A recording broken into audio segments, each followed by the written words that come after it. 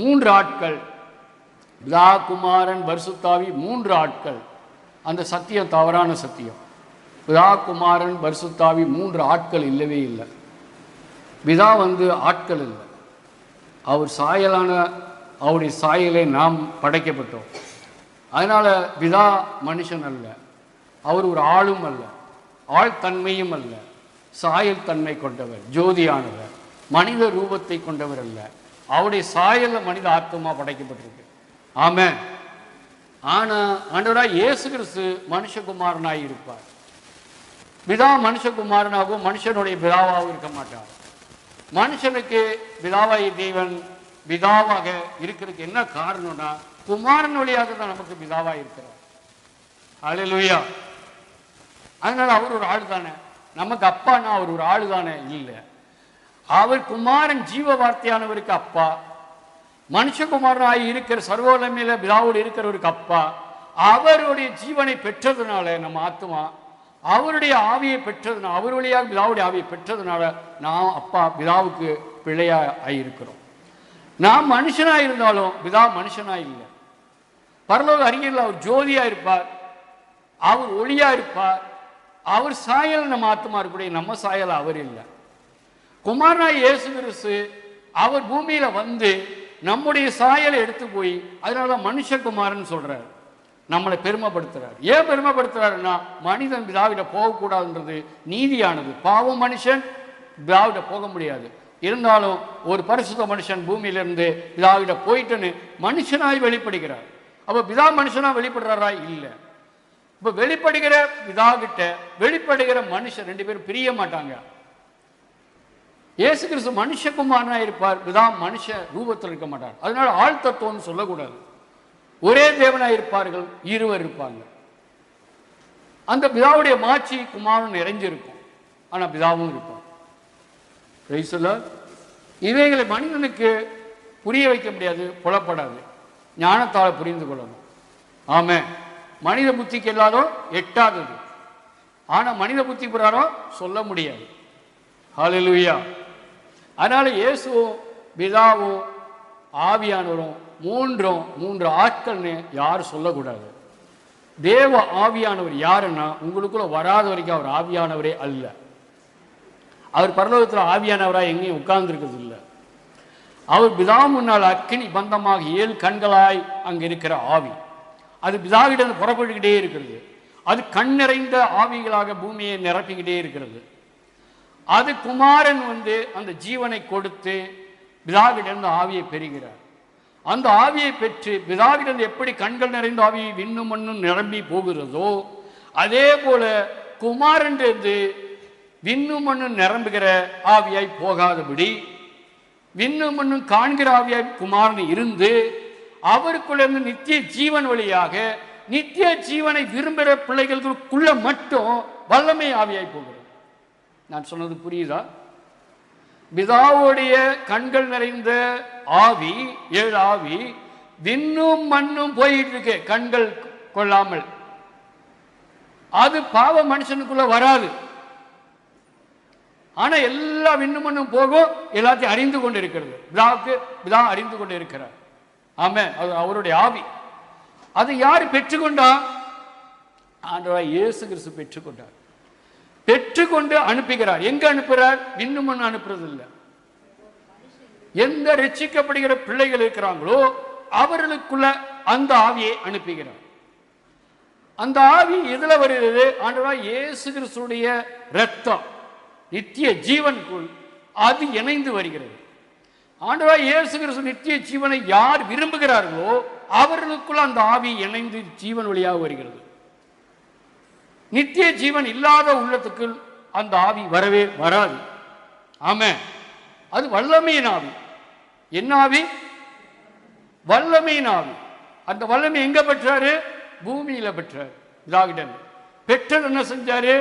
அவர் ரத்தத்துல இணைத்து வைத்து இதாவுடைய கண்டடைந்த ஆவியை பெற்று அந்த வல்லமை ஆவியை ஜீவனுக்குள்ள அனுப்பி இருக்கிறார். முதல் நமக்குள்ள எது வருது? உன்னதான் வருது. நமக்குள்ள எது தங்குது? நித்திய ஜீவன், இயேசு கிறிஸ்துடைய அந்த ஜீவனுக்குள்ள எது தங்கி இருக்கு?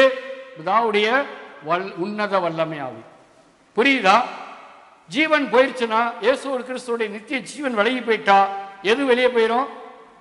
ஆவி போயிடும், அது தங்காது. பரிசுத்த ஆவியை வாங்க வாங்கன்னா வரமாட்டார். அப்ப எதுக்குள்ளதான் அவர் தங்க முடியும்? அதனால இயேசு சொன்னாரு, நீர் என்னுள்ளும் நான் இவர்களுக்கு. நமக்குள்ள இயேசு தான் தங்க முடியும், அவருடைய ஜீவன் தான் தங்க முடியும். அவருடைய நித்திய ஜீவன் தங்கினா ஆட்டோமேட்டிக், அது கேட்க தேவையில்லை. அவருடைய இணைந்து அந்த ஜீவன் வழியாக பிதாவுடைய வல்லமையாவி நமக்குள்ள தங்கும். விண்ணு மண்ணுக்கு செடி கொடியெல்லாம் தங்குமா? தங்காது. ஆனா விண்ணு மண்ணும் செடி கொடியெல்லாம் தங்குது எந்த ஆவி? பிதாவுடைய கண்கள் அறிந்த ஆவி. விண்ணும் மண்ணும் போயிட்டே இருக்கு, பாதாளம் எல்லாமே போயிட்டே இருக்கு. புரியுதா? புரியுதா? சத்தியம் சொல்லுது, மறைவா இருக்கு. உங்களுக்கு தெளிவா சொல்றேன். யாருக்காவது டவுட் இருக்கா? இல்ல டவுட் இருக்கா? அது ரட்சிக்கப்படுவதில்லை. நாய் ரட்சிக்கப்படுவதில்லை, கோழி ரட்சிக்கப்படுவதில்லை, மாடு ரட்சிக்கப்படுவதில்லை. ஆனா அவைகளும் அணுக்குள்ள அசைகிறது கூட தேவனுடைய ஆவி. அவர் சித்தம் என்று ஒரு அணு அசையாது. அந்த ஆவி எல்லாருக்கும் போயிட்டு இருக்கு, பிதாவுடைய ஆவி. அது பரிசுத்தம் செய்வதில்லை, அவைகள் அனைத்து இயக்கி கொண்டிருக்கிறது. ஆமென். அது தேவன் படைத்த நாளில் நடந்துட்டு இருக்கு. அந்த ஆவி நம்மளை ரட்சிக்கிறது இல்லை, நம்மளை பரிசுத்தப்படுத்துறது இல்லை, நமக்குள்ள தங்க முடியாது. ஏன்னா அது தேவனுடைய பரிசுத்தமான ஆவி, எதுலையும் தங்கிறது இல்லை, கடந்து போயிட்டே இருக்கும்.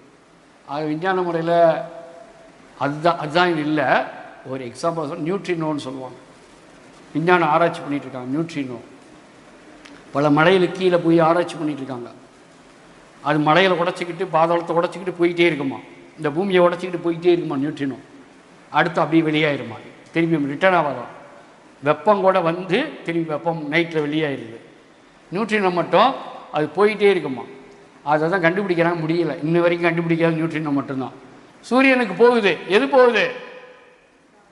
பிதாவுடைய ஆவி. குமாரனுடைய ரட்சிப்பின் ஆவி போகணுமா சூரியனுக்கு? எதுக்கு போகணும்? அங்கே ஒரு ஆள் கூட ரட்சிக்கப்படுறதுக்கு தேவையில்லையா?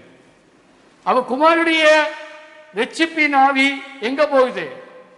மனுஷனுக்குள்ள, அவரை தேடி நம்புகிற ஜெபிக்கிற பிள்ளைகள் உள்ளத்துல மட்டும் வருது. வந்து என்ன செய்யுது? பாவத்தை கழுவுது, சாபத்தை கழுவுது, பிசாச எரிச்சு வெளியேற்றுது, தீமைகளை அகற்றுது.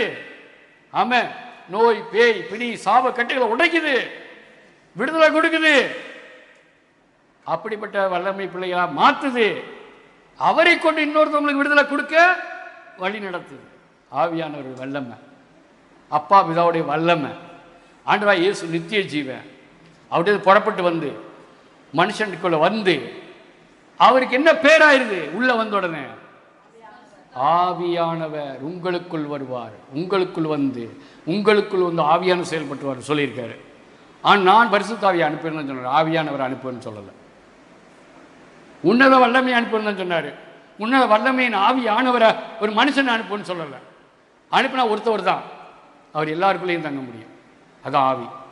எல்லாருக்குள்ளேயும் தங்க முடிகிறது ஆவி. தங்கிட்டு இருப்பாடு என்ன ஆயிடுறாரு? எந்த ஆவியா? நம்ம தான் அவருடைய ஆவியானவராக மாறுறோம்.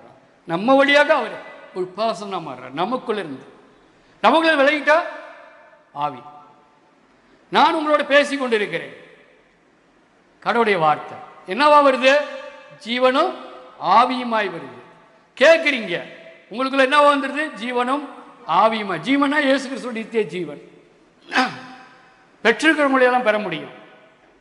சமாரியாவில் ஒருவர் வந்து நித்திய ஜீவனையும் பரிசுத்தாயும் பெறலன்னு யார் போனது? ஞானசானம் எடுத்துட்டாங்க. பிழைப்பு போய் ஞானசானம் கொடுத்தாரு. ஆனால் அங்க பரிசுத்தாவி அவங்க உள்ளத்துல போகல, அவங்க நித்திய ஜீவனை பெறல. அப்பொழுது என்ன செஞ்சாராம்? பேதுரும் யோவானும் போய் அவர்களை கைவிரிக்கும் போது அவர்கள் துதித்தார்கள், ஆர்ப்பரித்து ஜெபித்தார்கள், மெய்மறந்து துதித்தார்கள். அந்த வார்த்தையில கடவுளுடைய ஜீவனும் ஆவியும் அவர்களுள்ள நிரம்பினது. அவங்க பேசிக்கிட்டே இருக்கும் போது ஜீவனும் ஆவியும் இறங்கினது. கொர்நேலியு வீட்டில் அப்படியே இறங்கினது.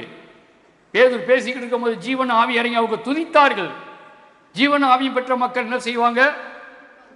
தன்னை மறந்து துதிப்பார்கள். தன்னை மறந்து துதிக்காதவங்க என்னது? இன்னும் ஜீவன் ஆவியும் பெறது. இவைகளை மனிதனுக்கு புரிய வைக்க முடியாது, புலப்படாது. ஞானத்தால் புரிந்து கொள்ளணும். ஆமே, மனித புத்திக்கு எல்லாரும் எட்டாதது. ஆனால் மனித புத்தி பிரகாரம் சொல்ல முடியாது. ஹல்லேலூயா.